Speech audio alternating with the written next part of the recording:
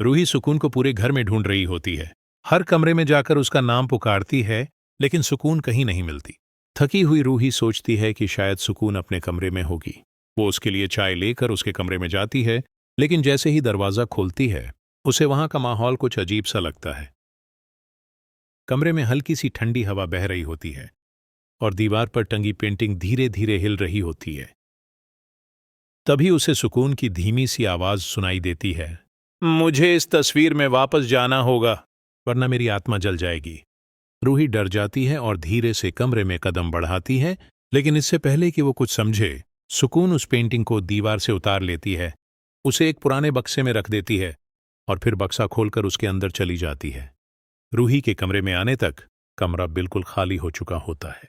वो भागकर घर वालों के पास जाती है और कहती है, सुकून घर में नहीं है, वो गायब हो गई है। घर वालों में हलचल मच जाती है। नाहर, जो सुकून से पागलों की तरह प्यार करता है, हर जगह उसे ढूंढने लगता है।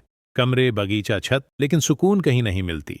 रूही कहती है, शायद सुकून का कोई राज इसी कमरे में छिपा है। वो बक्से के पास जाती है और धीरे से उसका ढक्कन खोलती है और सबकी आंखें फटी की फटी रह जाती हैं, क्योंकि सुकून उसी बक्से के अंदर होती है। नाहर भागकर सुकून को बाहर निकालता है, उसे अपनी बाहों में उठा लेता है और बिस्तर पर लिटा देता है।